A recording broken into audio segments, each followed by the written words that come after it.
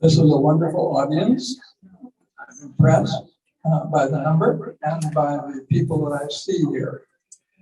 I think we'll be joined by a few more, and we'll try to bring in a few more chairs. Everybody should be introduced, I guess. So people here who don't usually come to Goshen College or have never been here before. So at least get acquainted with the person you're sitting beside, because I would hate to start introducing and miss a few people who should be introduced. As you know, this is a traveling exhibit created at Bethel College and supported by the Marpeck Fund, for which we are grateful. I am called the curatorial partner. I've never been a curatorial partner before, which means I'm responsible for people beyond us, prior to us, here locally, making sure it happens. Well, I did a lot of background work getting things set up. The credit goes to John Blosser. Raise your hand, John. How did you know him? He taught at Keston and Bluffton one time? No, in Goshen. He's a retired professor of art, and he was responsible for managing and posting the artwork from the exhibit. He's very meticulous, very professional. Had some certain kinds of problems that he'd be happy to tell you about. There's a background story always to this. It's more than it seems. And then we knew it was a rather small exhibit, so we said, well, we'll also put up an exhibit of historic Mennonite hymnals with a Swiss and an Alsatian bias, I'm sure, and even a local one. Joe calls the exhibit Hymnals as Connected with Goshen College, or at least hymn book editors connected with Goshen College. This is Joe Springer, our very active and helpful director of the Mennonite Historical Library. If you've never been there, make sure you go up to the third floor sometime. I don't think it's open today, but it's I think the largest Anabaptist-related library in the world. Can I say that, Joe? You can. Okay. And he has had some pleasure in bringing out hymn books and other information related to hymn writing here. So thank you, Joe. John helped Joe, and Joe helped John, and we all helped each other. So we're pleased that it turned out well. And we have several programs connected with it. This is one supported by the Marpeck Fund. And eventually we're going to hear from Bradley Kaufman over there, who was the general editor of the hymnal, and Adam Tice, who was chair of the text committee. I'll introduce them separately. First, Magdalene Redekop will make a presentation directly connected with the conference. We're so delighted that she was able to come. At first she said, no, I can't come. And then all of a sudden she said, I'm coming. So here she is, her first visit to Goshen and Goshen College. And she will have a 20-minute presentation before we move to Adam Tice and the text and music of more music of the hymnal. You may not know that Magdalene Redekop is a very prominent literary scholar in Canada, and that's not just for Mennonite literature, but she's been teaching all kinds of literature, especially Canadian literature, I think, of which Mennonite literature is a subspecies. And she has friends among prominent writers, and she has written an important book about her friend Alice Munro. I don't think that's here at the bookstore, is it? No. So we pay a great tribute to her because she's been very important in the development of Mennonite literary criticism. Thank you, Magdalene, excuse me. Her masterpiece was published a few years ago, and it's called Making Believe. It's not a catalog of Mennonite writing.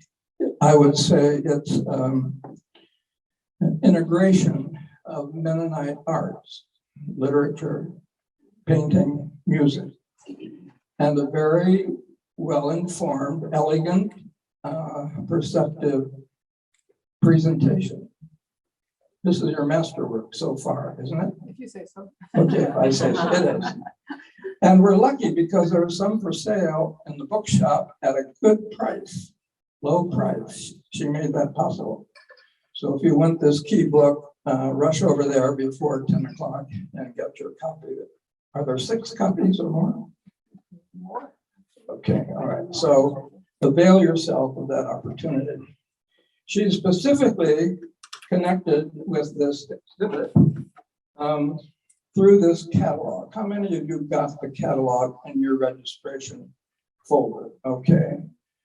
We can thank Ann Hosteller, who raised the money to have 100 copies of these reprinted for the conference. I don't know where she got the money, but we ran out. We didn't have many to begin with, but these are in your folders and they're precious.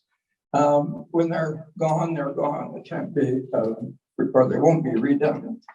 And Magdalene has a long essay, well, long enough, at the end of the catalog. And she takes all of these paintings seriously, really seriously, one by one, analyzes the paintings and makes connections with the hymnals. It's a very excellent, thoughtful, creative exercise in writing, and you have it here at the back of your book. Actually, the whole catalog is available online if you know where to look, and we can tell you where to look. So thanks to everybody who put this together and gave us the catalog, and to Magdalene who added a rich perspective to these 12 artists. Her topic, declared, is singing in the presence of images. That's what we're going to do, I guess, in the presence of the art that we can look at. So Magdalene, please, and welcome her to Goshen College.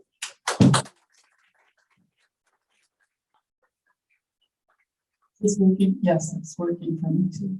It is actually my first time at Goshen College. Yeah, very exciting. And my first, this is less exciting and more scary, my first post-pandemic conference talk. So yeah, I was surprised to find how anxious I got. And then to make matters worse, when I came down here to see the exhibition as it has been mounted beautifully, I saw Joe Springer and he showed me the various things that have been exhibited around the actual pictures I knew I would be talking about. And what I did is the equivalent of tearing up the paper I had written and rewritten for the last couple of days because I didn't know what my audience would be. So my audience, it may still be long, but here I go. And my timing was always 20 minutes, but for the versions I did, but I haven't been able to time this. So if I go over 20, I trust you to say halt or whatever. Okay, so I'll add one thing to your generous account of mine. I should have had, was that taped? I hope so, because that was a lovely tribute to my career. But anyway, one thing I will add is that yesterday, in conjunction or coinciding with this conference, the audiobook version of Making Believe was launched yesterday. And the reader is wonderful. Her name is Kieran Friesen. She's got the perfect Mennonite name, as Patrick said to me, but she's actually a sort of assimilated Mennonite, and she auditioned for this, luckily, but didn't know any Low German. And we ended up having a wonderful experience. We intergenerated a lot of interesting stuff. I recommend her reading. I had to listen to the whole thing to do audio copy editing. She's wonderful, conversational throughout, the most amazing energy, and some very funny. I did the Low German epigraphs. They're not so funny, but anyway, I threw, as I say, I threw out what I had written. So what I have is more sort of scattered thoughts. And that began by, what I was going to do is begin by paying tribute to the artists whose work is exhibited here. I thought it would be around me, and it's much better to have it behind me, so I'm less distracted, actually, which I consider a labor of love. And so what I'm doing instead is starting also by saying thank you to John and Joe and you for the labor of love of exhibiting them in this incredibly wonderful way. I especially like the book displays, which people say illustrated hymnal. Well, then you look back at some of the Fraktur on top and the decorated words, and it isn't as strange as we might think. However, people do say that, and I think the art scene is so destructive now that it is, I'm going to have to sometimes try to decipher where my text is. The art scene is so destructive now that this is top of important to me, is that to pay tribute to the artists, because it's a miracle to me that any artists feel free to make anything at all. It really is. The scene out there is vicious. And I think that they can do it when they have a community to receive it. And you see the community right here that is receiving this art. So I want to be upfront and say I will be making no critical value judgments or comparisons, say this work is better than that one or more powerful or whatever. My model for art, for how art works, is gift exchange. And I see these artists as having created gifts for us, and that the gifts themselves create a community. And you receive the gift. That's how you say thank you. So, but a hymnal with illustrations will raise eyebrows. I mean, how many other churches have hymnals with illustrations? I don't know of any. The Anglican church I go, yeah, I'm sure there are a couple. Okay. Given the sheer novelty of the idea, though, I think there are skeptical questions that will be inevitable. What were the intentions of the hymn book editors? Maybe Adam can enlighten me on that. Is this pioneering venture a success or a failure? And I think asking such questions in no way, I'm not going to answer those, but it in no way diminishes the value of gifts to ask them. My experience with taking in the reproduction of the images, however, in the hymnal, well, not here, but in the hymnal, has often brought to mind a line from a poem by Robert Frost, "What to make of a diminished thing." When I was invited by Rachel Epweller to write the essay for this brochure, I was at home with my husband during a stage of the pandemic when everything, at least in Toronto, was shut down. I surprised myself by accepting the invitation, sight unseen, and it happened because I have a particular interest in this ephemeral genre because of how indebted I am to exhibition catalogs. I'm an amateur when it comes to visual arts. I'm a literary critic, but in visual arts, I'm an amateur, and they were basically my textbooks. I could not resist the temptation to try my hand at it. It turned out to be a welcome distraction, and it was also a lonely experience, an irony I felt since I was writing about group religious experience. Recently, I watched, you probably did too, on my screen as mesmerized masses lined the streets of London to watch the passing of a coffin carrying the body of a queen, while men dressed in scarlet marched to the funeral beat of drums. I thought of all the times since the day that of her coronation, which I remember, that I and millions of others have sung God Save Our Gracious Queen while looking at the image of this particular woman, or spent money while looking at the same picture. I could show you my $20 bill that still has her on it. Is it any wonder that people got attached to her and grieved her passing? And I say that with full awareness of the dangers of mass feelings about a hymn or anthem that celebrates a particular nation. Singing hymns in the presence of images, my title carries a charge. I am reminded of my childhood on the farm when we had to be careful not to touch the electric fence that was meant to keep the cows in the pasture. The electricity ripples back for centuries to the beginnings of Anabaptist history, but the fear of idolatry is not unique to Mennonites. The word used is now more often fetish. Commodity fetishism is the bogeyman. I took a step away from that electric fence with my wording. Talking about the presence of an image is not the same as suggesting that there is a presence in an image. But I would be lying if I did not admit that I often feel a presence when I am taking in an image. I agree with W.J.T. Mitchell that magical attitudes towards images are just as powerful in the modern world as they were in so-called ages of faith. Mitchell describes a demonstration used by one of his colleagues. When students scoff at the idea of a magical relation between a picture and what it represents, he asks them to take a photograph of their mother and cut out her eyes. Yikes, that would make the point, eh? Do I need to clarify that I am not speaking literally about presences in images? You don't have to be an animist to lament the way art is strangled in the cradle when we repress feelings that are, in Mitchell's words, a deep and abiding feature of human responses to representation. I hear or see the pictures in this room asking questions about art, asking very quietly, to be sure, but asking quite insistently. When I first paged through the symbol, I wondered at the number of artists willing to take part, given the poor quality of the reproductions. If the intention was to raise the profile of visual art within the context of Mennonite liturgy, even a sympathetic viewer could be forgiven for thinking that this defeats the purpose.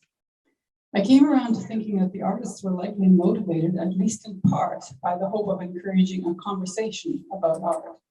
Given our history, they could be forgiven for concluding that anything is better than nothing. And let me add that sticking your neck out like this is not without risk in Mennonite contexts, and that I admire the courage of these pioneers. In April of 2019, I sent an email to Amelie Atkins, a Canadian artist, asking for permission to include images of her work in Making Believe. She was pleased to be included. It is exciting to me, she wrote, that a conversation is opening up, a conversation that I didn't think would ever be on the radar of scholars and critics in relation to the art world. Maybe her optimism was premature. Is there a conversation about visual art going on among Mennonites? Here at Goshen College, for sure. That's a line I added. Perhaps it's happening in some churches, but mostly in the public forums, I hear silence. And that was one reason why I wanted to be here, to turn up the volume, to ask people to look and listen, that there is a conversation going on. These pictures, even if we're not talking about them, are talking to each other. The trouble is that most of us are visually illiterate and cannot hear, see what they're saying. So just what are they trying to say? I think what most of us do, what people do is, when they try to think about that, is to reach for poetry. Poetry and painting are natural partners. In her review of Making Believe, Rachel Eppeler observes that Redekop used the wider world of creative arts through the literary context with which she is most familiar. This makes sense, she writes, but then adds, visual artists, though, might bristle to be translated by the writers in this context. Those are the artists I considered in my book, Kathy Falk, some fairly major artists. If there are artists who bristle, I have not heard from them. Those who wrote to me all echoed the response of Amelie Atkins. They were only too happy to be seen at all. It is worth noting that these artists, including Rachel, the ones in this room, including Rachel Eppeler herself, do not appear to bristle at being seen as handmaidens to literary texts when those texts are biblical. Hands, by the way, are a recurring trope. Hands serving food, hands baptizing, and hands making image. Walk around because then I'll lose the speaker, but if you pass by, you've seen them. Hands making small strokes of a pen, tiny stitches, scratches, or etchings. I've already referred to the fact of the centuries-long hostility to visual art in Mennonite culture. Our theologians and historians tend to protest and deny, but our artists often refer to this fact when they are interviewed. And I'm thinking that may be because many of the artists are not working within church contexts anymore. They're secular artists, and so perhaps they're not aware of what's going on, that there is a conversation going on in the churches. In any case, as against that reality of the resistance to art is the high status of music in Mennonite communities, so much so that it's an identity marker. The contrast is striking, and I assume this must make receiving an illustrated hymnal a particular challenge for Mennonite congregations. At the Sound in the Land conferences hosted by the beloved Carol Ann Weaver, I was always most fascinated by the discussion of hymn books. I look forward to hearing from Adam Tice about the experience of writing the texts of hymns. Poetry is my passion, and unlike many of my fellow critics, I have a particular admiration for poets who take on the challenge of rhyme. I did my doctoral dissertation on James Hogg, a poet who grew up in an oral culture, reciting the Scottish metrical songs. Like many of us now, I'm comforted by the poetry of Leonard Cohen, whose chanted rhymes often sound like hymns. How do the pictures and the words and the music work or play together as part of religious liturgy? This is not an easy question, and I am aware of how little progress I have made in answering it. I see now that as a way of dealing with my disappointment about the reproductions, I hyped this exhibition in that article in the brochure and risked fetishizing the originals. Hey folks, these poor grayscale images may not look like much, but just wait until you see the original. That's sort of what I was thinking. And certainly I got my own hopes up too high. I don't know quite what I was expecting when I got my son to drive me to Waterloo to see this same exhibition at Conrad Grebel College. And there may have been an opening, but if there was, I didn't get a notice for it, and it was the pandemic. Anyway, I had to choose a day when my son was free because I don't drive expressways anymore, so it's also a weekday. It is sometimes said that art galleries are like churches now. I love the chapel at Conrad Grebel College. Maybe I was imagining that the pictures would be exhibited in the chapel. In fact, we had trouble finding them at all. And when we did, they were hanging in a hallway, a small, empty, I want to say dark, but maybe it's my bad memory. I was grateful for my son's presence and for our shared laughter as we both realized that I had quite literally inflated the art. Abstract art suffers the most from reproduction. Try looking at a reproduction of a Rothko and feeling anything, and yet in the Rothko chapel, people cry. In the absence of information about the actual size of Brenton goods, where's Brenton Good? Over there. Yeah, oh yeah, see, they're bigger here than they were in Conrad Grebel College. It's all relative. Yes, they had seemed like you could barely see them. Of course, they got a light on them too. But anyway, in the absence of the actual size of that 9-8, and there are 4 there now, I had imagined it as being a very large picture. It was quite a shock to find that all the pictures, including that one, were literally very small. What to make of a diminished thing? More dismaying than size, however, was the jolting reminder that in the context of Mennonite theology, the arts are all handmaidens to the Word of God. I had assumed that the brochure containing my essay would be available to people coming to view the pictures in the gallery. Since I did not see brochures on the desk in the hallway at Conrad Grebel, I asked a man in a nearby office if they were available. He said he did have copies, but he was saving them to give to members of a committee of church leaders that was meeting soon. By the way, I did not tell Ann Hostetter the story. She did not know that when she offered to order 100 copies of them for here. I may be wrong, but I had the distinct impression that this committee would be working to find ways to tie the images even more closely to scriptural texts than they already are in the hymnal. Let me emphasize, because I love Conrad Grebel College, that this is all relative. You come to this place tomorrow and maybe look dead to people, but it was a very strange experience. So you can imagine then what happened yesterday when I came down to check it out here just before I saw Joe. I came down the stairs and then I saw this big blow up of Sage and Lee's. It was like I have twin grandsons, and when they really like something, they say yes. And when I saw the big blow up of that, I thought yes. It just demands. It's just asking to be blown up, isn't it? Anyway, so you could go around, and I'm not going to because you can be my piece, and I want you. You should feel free to do whatever you want with the pictures. But what the point is, it's always possible to match up an image when it is representing a thing, fish, bread, water, bird, etc., with a particular Bible story. Isn't it interesting, though, that we allow music more leeway?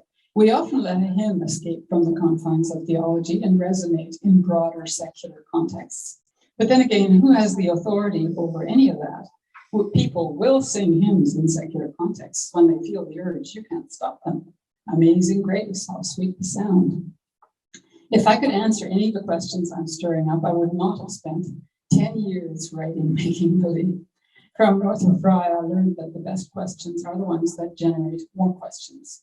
But let me just conclude by focusing on one of those things, the birds. I saw birds in some of the fracture and Megan Harder's. I'm at an age where I'm losing all the proper nouns. It was the beginning of dementia, don't you think, Andrew? Anyway, there's the, not yet. Okay, there's the Harder, yeah. And then there's the the dove that's rising in the waters that are coming. And there are other birds, I think. And I start with thinking what birds are particularly poignant metaphor, because all the different genres and forms of art require conscious sensory deprivation. And there's a reason why musicians often close their eyes while they make music. But when you see birds in a picture, and the picture says singing the goodness, but the bird in the picture can't sing, right? It's expecting the congregation to sing 5 minutes, okay. We long for the transcendent, yes, but our medium is always human and earthly. This reality is conveyed by Robert Frost in a poem called The Oven Bird. And comes that other fall, we name the fall. He says, the highway dust is over all. The bird would cease and be as other birds, but that he knows in singing not to sing. The question that he frames in all but words is what to make of a diminished thing. That bird, the one who knows in singing not to sing, is not as other birds. That bird is a poet. And good poets possess what John Keats called negative capability, the ability to accept uncertainties, mysteries, doubts, without an irritable reaching after fact and reason. Keats noted that Shakespeare possessed this capability enormously. I love the ungrammatical awkwardness of that. It conveys sincerity. Tonight we will be treated to a reading by Patrick Friesen, a poet who knows in singing not to sing, and whose extraordinary body of work reflects the fact that he possesses negative capability enormously. So I've only got a few minutes left. So I have learned from my husband, a cradle Catholic, that we are all cradle Catholics. We all indulge in magical thinking. We are all children. We all need our teddy bears or our stained glass windows or our familiar hymns. I do surprise myself often these days, old woman that I am, not content with having set myself up for failure in the essay by inflating the power of the original art object. I added to the problem with a title that hints at some kind of special, maybe even ecstatic experience that we will have if we sing a hymn in the presence of an image.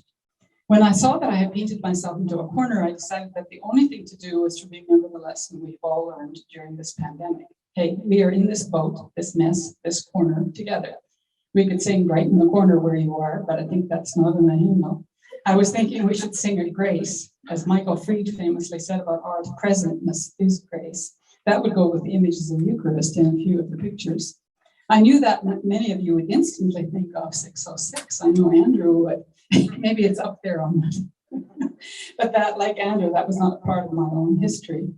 In fact, when I first heard about 606, I joked to a friend that it sounded like it belonged in one of Di Brandt's brilliant missionary position poems. Anyway, so here we are, 30 years past, and looking into a future that, you forgive me for being pessimistic, but the future looks terribly dark, doesn't it?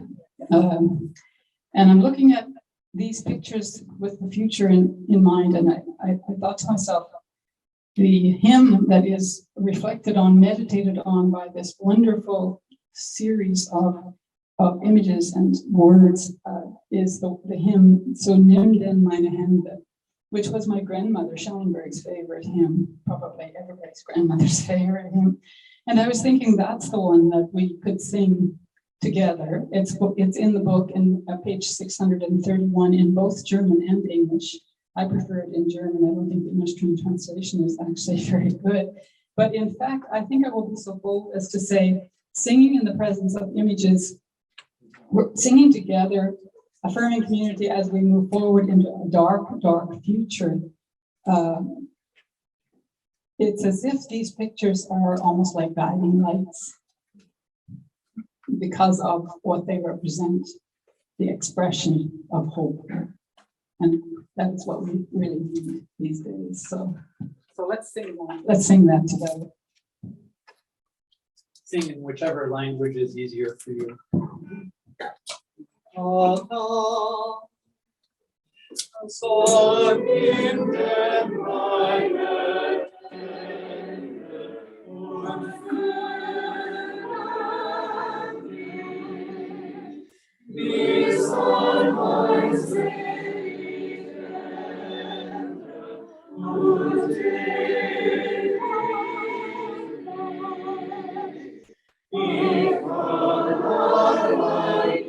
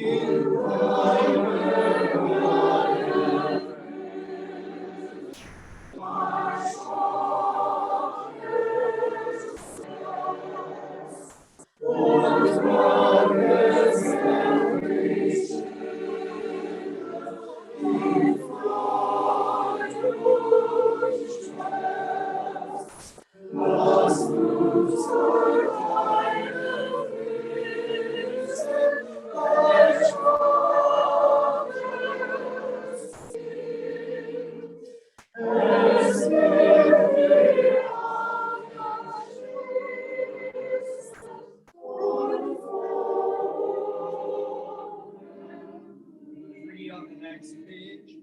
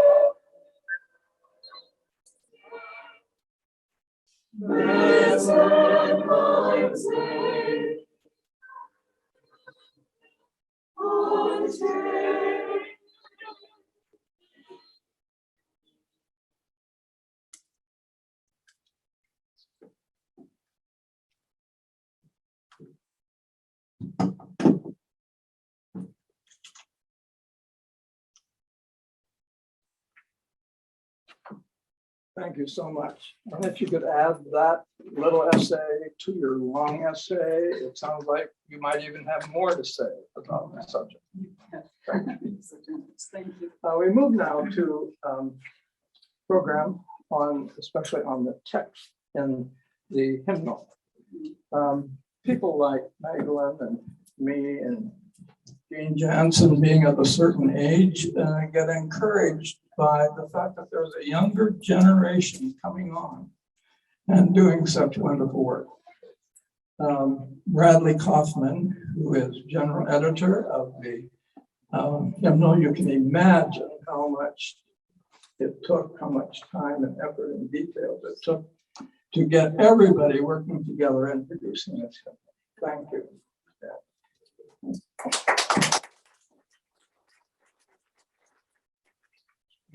Then a music teacher in the Goshen area is moving into a new area, and I'm not sure what it is yet. Here to my right is Adam Tice, who is chair of the text committee. Adam, why did you change so many words? That's a whole other presentation. Another program. Huh? Anyway, if you check the index, you see that 23 hymn texts, original compositions by him, are to be found in the hymnal. Congratulations. He's been working with hymn texts for a long, long time.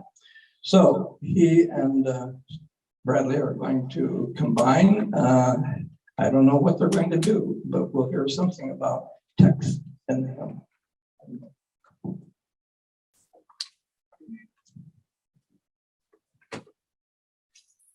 My assigned topic was writing Mennonite hymn texts.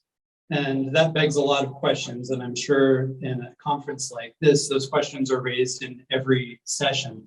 What is a Mennonite? What is a text? What is a hymn? And I decided that the only way for me to talk about this topic is to talk about my own work and what it means to me to write text in a Mennonite context for Mennonites.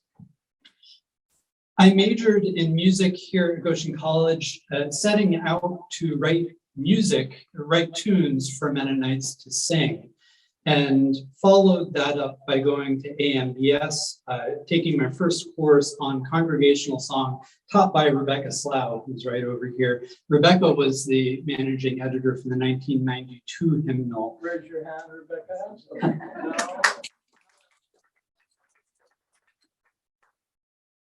And during that class, we were assigned to write a metrical paraphrase of a psalm. We were given a little bit of instruction in that direction and told to take no more than a half hour to work on it because Rebecca expected it would be a frustrating experience for many of us.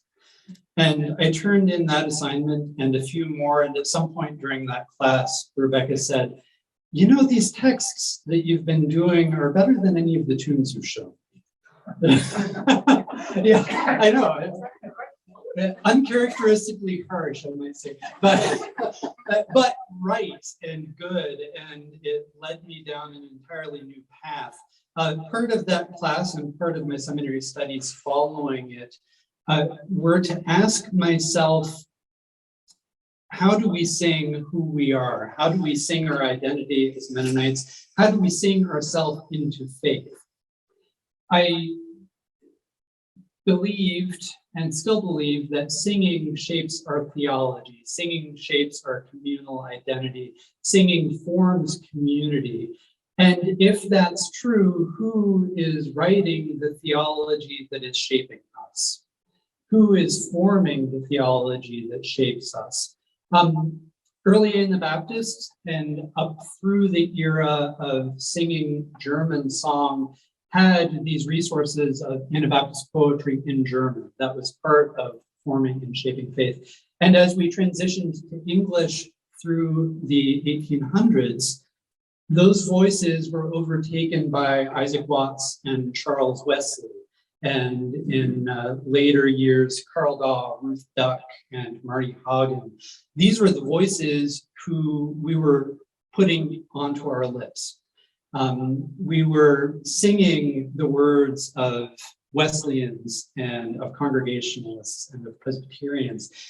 And so that's what was shaping our theology. And what was given to us to sing was shaped then by the hymnal editors, the people who compiled these into collections that would express a body of Mennonite thought. But as I began writing texts, I started looking for what was missing in that. What are the Mennonite ideas? What are the Anabaptist ideas that we don't have the opportunity to sing because not very many Mennonites and Anabaptists were writing texts? Now, in this room, I have to note that Jean Jansen is sitting right in front of me. And I knew Jean as a hymn writer long before I realized she was writing other kinds of poetry too. And the hymns that she wrote for the 1992 hymnal remain exciting and vibrant expressions of faith. But there were very few Jean Jansens around. There were a few people for me to look to and say, what does it look like to be a Mennonite and to write text?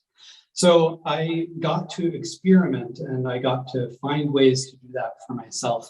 And got to decide what it meant to me to be a Mennonite and what kind of things did I want Mennonites to be singing. Could you turn to number 392? 392. And Bradley will help us out at the guitar here as we sing through a number of these texts.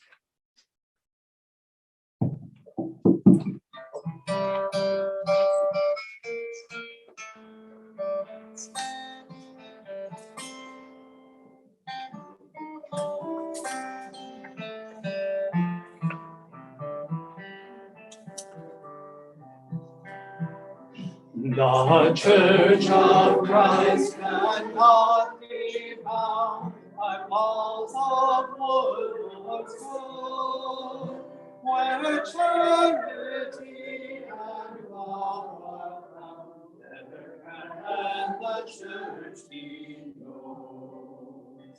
True faith will open step into the street. True service will seek out the Lord, and ask to wash their feet. True love will not steer any guide when justice is denied. True mercy is the homeless cry and welcomes them inside. If what we have we freely share to meet our neighbor's need, then we extend the Spirit's care to every selfless need. The Church of Christ cannot be bound by walls of wood or stone, where charity and love are found, there can the Church be known. That may be a little on the nose even to describe as a Mennonite hymn because it borrows heavily from Menno Simons himself. And if you want to start writing Mennonite hymns, what a way to do it. This paraphrases part of the famous true evangelical faith cannot lie dormant and brings in the Latin phrase ubi caritas et amor Deus ibi est, where charity and love are found, there God is also. As I said at the beginning, what makes a Mennonite hymn? I think the important, or perhaps the first and most important answer to that is it's a song that Mennonites sing. And so Come Thou Fount of Every Blessing can be a Mennonite hymn, even though it has no Mennonite origins. Or 606, 118, 70, Dedication Anthem can be a Mennonite hymn, although that also is not from Mennonite origins. But these are songs that we claim for ourselves that become part of us and become part of who we are and what we sing. Come Now is the Time to Worship. Oceans, these are becoming Mennonite hymns now too. But another way to answer this question, what is a Mennonite hymn, is to say it's a hymn by a Mennonite or a hymn that has origins in Mennonite communities. If you would flip to the back of the hymnal, I want to show you a feature that we introduced here. If you go to around page 1092, 1093, this is the contributors index. And if you look at these pages, you'll see that there are dots next to some of the names. And these are writers or composers or sources that in some way identify as Anabaptist. So if you want to look for quote unquote Mennonite songs, this is a great place to start. And part of what I'm excited about here is that it complicates the question of Mennonite identity. It doesn't accept the simple answer that it's somebody with the name Friesen or Yoder or Miller. You will find names like Masamba and Perez, who are from Anabaptist and Mennonite communities and are represented in this book.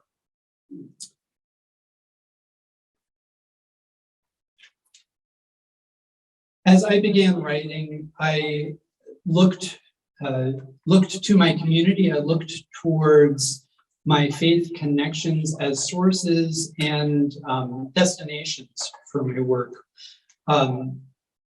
Hymn writing is a different kind of self-expression, somewhat different from poetry that you would hear in a poetry reading that many of you are experts at.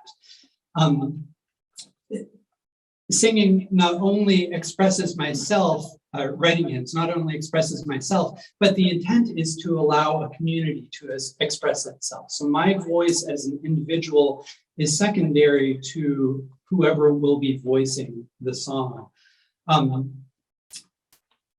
And I want to make note here of a common critique that is especially leveled against contemporary worship music, praise and worship music, but it's a critique that gets leveled against every new genre of music that comes along.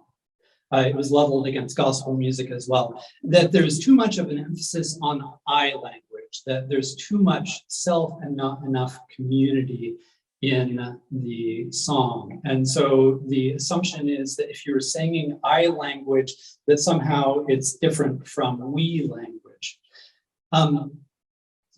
Which is a confusing argument if you think about the biblical hymnal, the Psalms. The Lord is our shepherd, we shall not want. Out of the depths we cry to you, O Lord. No, those are written in first person language, and many of our classic hymns are also written in first person language. Indeed, I think it was Christine Longhurst did a research study comparing the language of contemporary worship music to language in the hymnal, and found that it's actually a similar proportion use I language as compared to corporate language. So I think that complaint is a bit of a bogus one. But I also think it's important to note that when we together sing, the I can become corporate as we express with one another, for one another, and on behalf of one another, and especially for those who may not be able to sing in a given circumstance. Could you turn to 623, 623.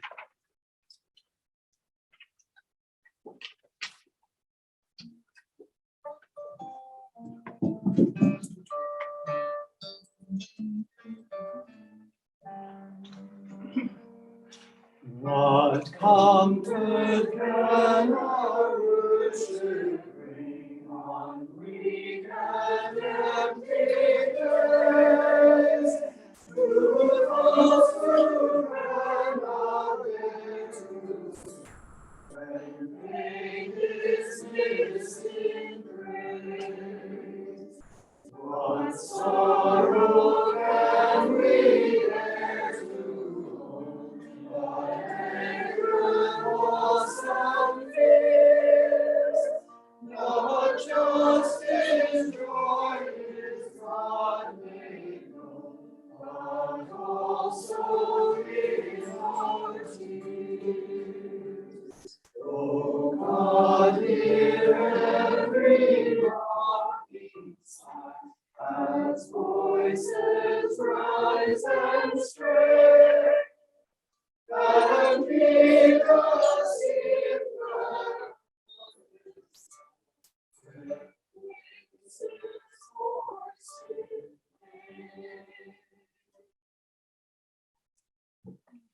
I'm curious, with a literary audience like this, does anybody recognize the phrase, pain is missed in praise? That's a line from Emily Dickinson. So I borrowed that for this text. As mentioned, hymns rhyme, or typically hymns rhyme, especially historically. Hymns historically follow particular forms, and both of the hymns that we've sung so far, The Church of Christ Cannot Be Bound and What Comfort Can Our Worship Bring, follow the same metrical form. This is a form known as common meter, and as its name implies, it is widely used. Amazing Grace, How Sweet the Sound is also in common meter. Common meter is 8 syllables, followed by 6 syllables, followed by 8, followed by 6, 8, 6, 8, 6. And if you, one of the features of this meter is that tunes found in the same meter will be interchangeable with one another. So for example, we could sing What Comfort Can Our Worship Bring to the same tune that we sang The Church of Christ Cannot Be Bound. What comfort can our worship bring? But it would be wrong to use that. If you flip to the back of the index again, you'll find a metrical index. And those of you who are poets among us, I hope that you'll take time to make note of this index, because I'm nerdy enough to think it's really fun. That you can find groupings of texts and tunes that you can try out singing one tune to a text that it's not set to otherwise. This starts on 1138 at the back of it, 1138. If you look at the bottom of 1139 on the right-hand page there, one of the most popular meters for hymns is 8787D. The D means double, so you have lines of 8, lines of 7, lines of 8, lines of 7. Do it again, and you've got 8787D. So come thou fount of every blessing, tune my heart to sing thy grace, right? 8787. If you took most of these tunes listed under 8787D, you could sing come thou fount of every blessing to that tune. So you could sing like Hymn to Joy, come thou fount of every blessing, tune my heart to, and on and on. It's not always a good idea, but you can find some fun combinations out there. So my first lessons in hymn writing were writing in those traditional meters and in traditional forms using rhyme and following the blueprints set by my forebears.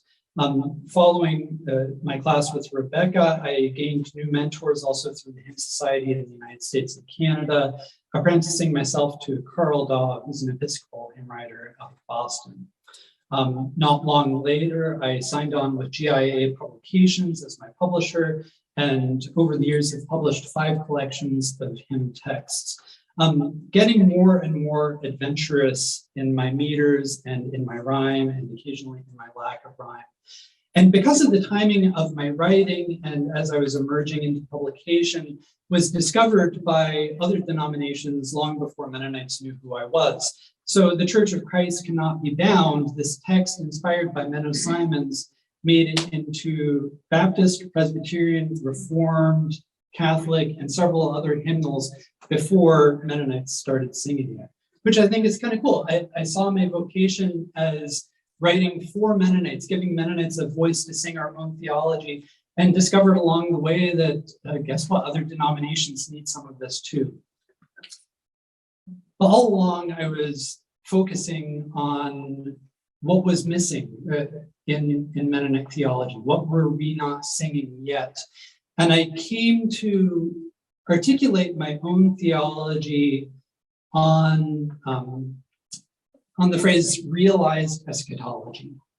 That Mennonite theology is about realizing and participating in the realm of God here on earth, the intersection of heaven and earth, inaugurated in the incarnation of Jesus. And so that theme, I think, comes through in a lot of my writing. Turn to 209. This one is set to the familiar Irish folk tune Loch Lomond. Scottish, thank you, of course. And it has one of my absolute favorite phrases in it that we'll get to. We dream of returning from ages on to Eden restored and our God given and joy in a story and a song as we wander with God through the garden, where true peace is shining as April's appear. See God's bride new creation is made. The morning rays that fall on our weary waking day bring our hope, our reward on our dream. We dream of a peace where there's no one outside to throw away to difference or label. When all the weapons forged to destroy or to divide turn to rust far from God's holy table, where true peace is shining as April's array. See God's bride new creation is made. Long morning rays that come on our weary waking day, bring our hope, our reward through the dreaming. We dream of a mountain where no heart is down, where the wolf and the lamb lie together. lift up the lands, take all the creatures on, as we join hands through folklore and feather, where true peace is shining as age rolls away. See God's bright new creation is clear. Oh, morning rays that fall on our weary waking day, bring a hope far beyond all our dreams. And I saw several of you notice my favorite phrase, as we join hands to a hoof, claw, and feather. When I wrote that, all of my hymns, Carl Daw, the hymn writer in Boston, is one of the first people to see all of them. And his first response to that was, hoof, claw, and feather might just be a little too clever. And sometimes being clever can get you in trouble in hymnody. I got a second opinion. I sent it to one of my other favorite hymn writers, Mary Louise Bringle, whose work you should look at in the hymnal. And her first response was, hoof, claw, and feather is molto cool. So I kept it. And I want to take note of one that we're not going to sing just now, but I was part of the work of deciding what should face the visual art, how to position songs across from the visual art and the hymnal. One of the features I want you to notice on the backside of the visual art, we have scriptures arranged for communal reading.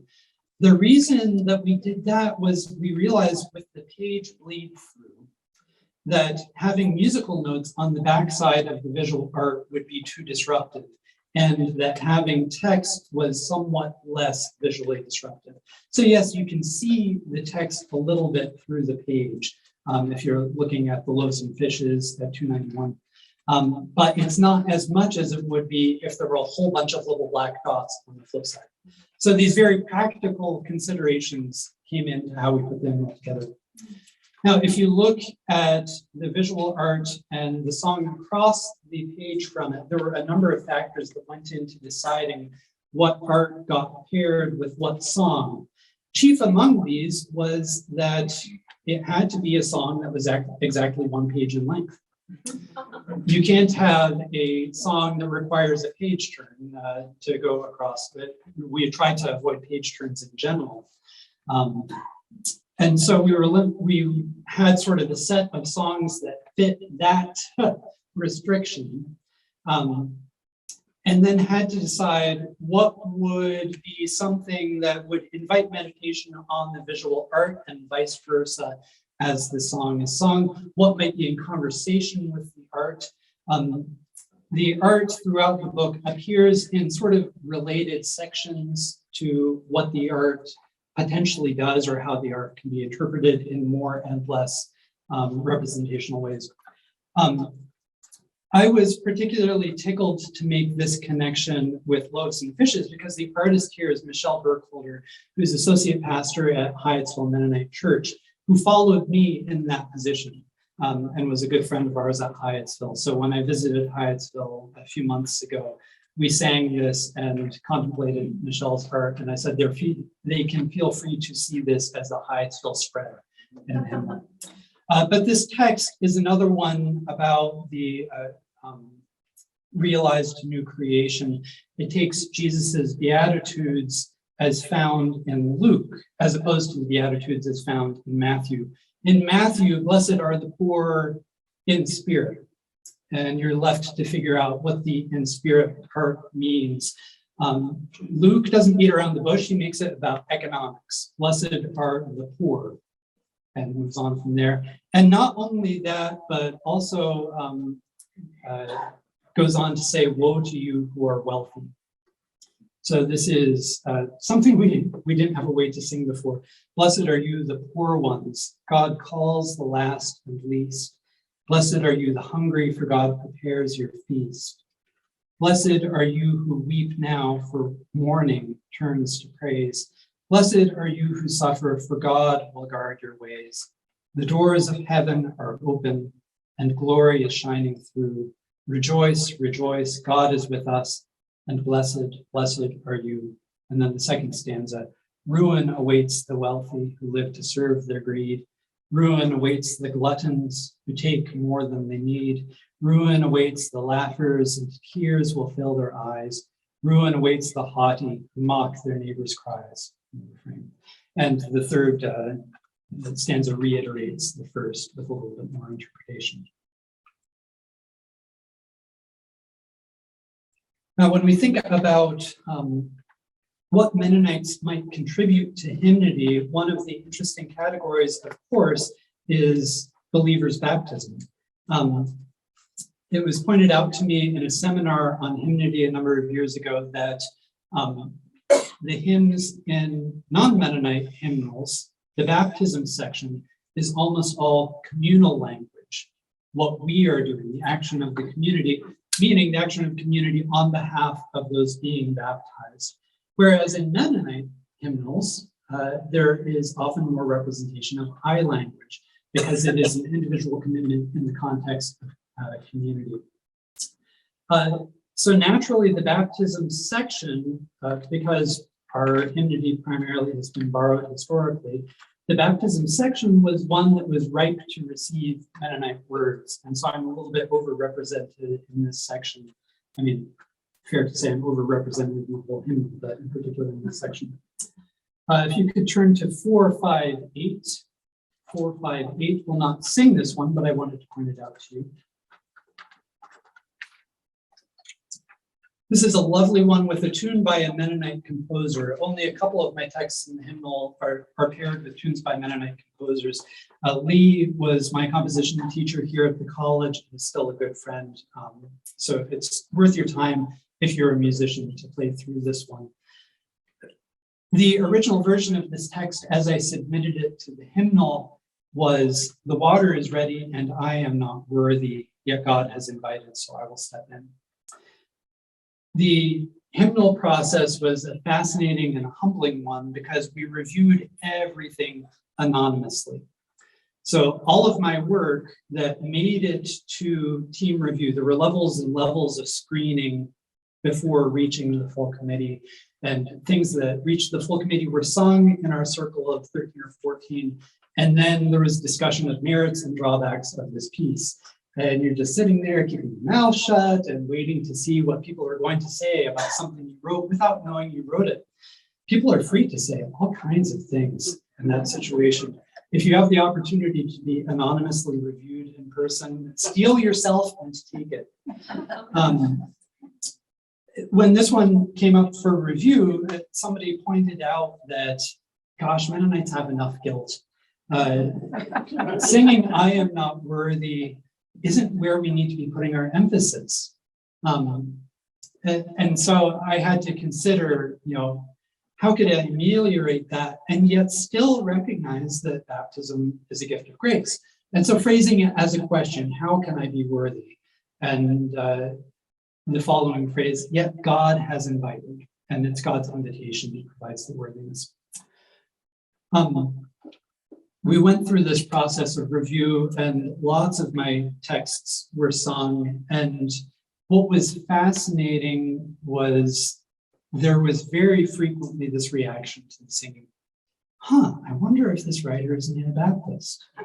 Like there was a smell to them, I think. I think people could detect the Mennonite scent on my work. And so lots of them would have made the cut, more than what you see in the hymnal, and to the extent where I was getting awfully concerned. I'm still self-conscious whenever that number 23 is raised, because in many ways it does feel like an overrepresentation to me. But it could have been a lot worse, and I'm grateful to our team when I pointed out to Bradley that there were too many still on the table, and we were at a point in the hymnal process where we were needing to make difficult cuts. And 5 minutes, I asked to find a way to make this better, and Bradley and the other members of the editorial team sat down without me and had a Tice summit and figured out what was sort of most important to keep around what represented me the best, what brought in different voices of composers we wanted to represent. It's humbling to me that they took on that work, and in parallel, I made my own list of what I thought should make the cut. And with maybe 2 or 3 exceptions, the lists were almost identical. So I'm incredibly grateful for that. So I say all this to help you understand that as text editor, I wasn't going through and sticking in my own words. This was a team effort. It was reviewed anonymously, and I did what I could to try to not make it look too bad. I'd like you to look at 148, 148.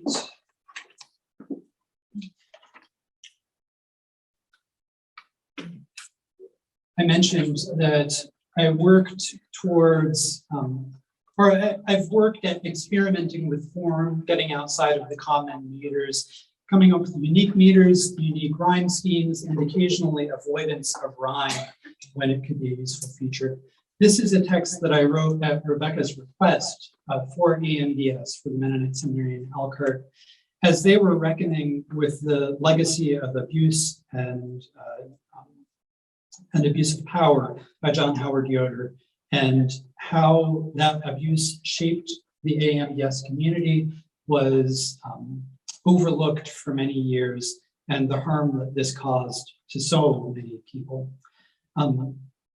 Rebecca asked for a text that could be sung at a service of worship that would involve confession from members of the AMBS administration on behalf of that community, that would include several of Yoder's victims, as well as other members of the community, and some of Yoder's family members, as I recall. What could that gathering sing together? This remains the hardest hymn I've ever had to write. And this was a case in which I felt rhyme would just somehow be inappropriate. That having a concluding phrase that ties everything together would not work. I wanted to end with a question mark, and I wanted to use the text to affirm and encourage and uplift truth tellers. So I'll read this. In words of truth that shatter rigid silence, in pain that signals life through what was numb, in light dissolving false obscuring shadows, O God, through chaos, make your presence known. In words that challenge, bold in confrontation, in pain and hurt suppressed but never gone, and light that burns with unrestrained conviction, O God of justice, show your power again. In words unsure, confused and hesitating, in pain described but scarcely understood, in light that shines upon a path of healing, O God, our hope, will you bring something good? So I did finally allow for a little bit of a rhyme there at the end there. But there are other structural features that you'll have noticed: repetition of particular words in the same position in each stanza, that still gives you that sense of structure that you need if you're going to sing together, but without the sort of bricked together feeling of rhyme. And I'm Have a final song? Yes, and that will be just a brief description. I mentioned that I began writing to try to give voice to community, to try to express things that we hadn't had opportunity to sing before. I found along the way that there are times where my own self-expression resonates with other people and gives people ways to sing something they haven't been able to sing before. So if you turn to number 519, 519, this was a very personal hymn for me when I wrote it. My wife and our son, as a toddler, had just moved back to Goshen. I mentioned that I've been a pastor in Hyattsville, Maryland, a church that I loved, a job that I loved, and I gave it up when my wife got a job at Mary Lee Environmental Learning Center, which is associated with Mennonite College, with Goshen College. And so we moved back from Maryland to Indiana, which I had sworn for so many years I would leave. I had been in Indiana for many years before that and wanted to get out with every fiber of my being. Finally managed to do so by moving to Maryland, and here 4.5 years later, we were coming back. And my mother-in-law, Lois, is here, and we were grateful to be living in their basement for a couple months. But you can imagine the state I was in, having given up a job I loved and work that I loved, and now living in my in-laws' basement. Without a job, without prospects. It was not a great time. But I saw my son was completely unfazed by this. He had just turned 3 and had no trouble at all adjusting to the new place and to our new life. So I'll conclude by singing God Give Me Faith Like a Child, which I wrote seeing him.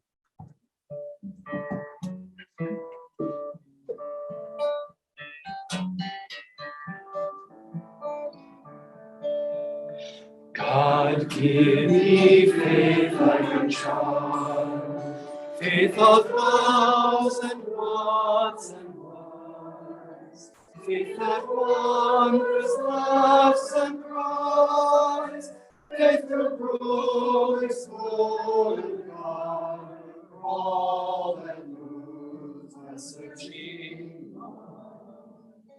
God give me faith like a child.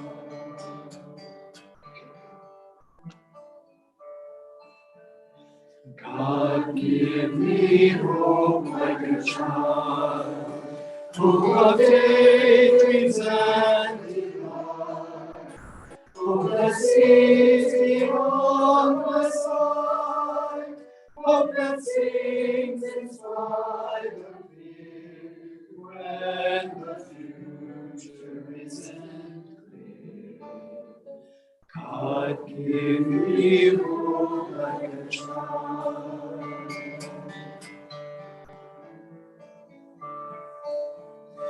God give me love like a child, love of overflowing grace, love that seeks a safe embrace, love that calls to dance and pray, everyone who comes my way. God give me love like a child.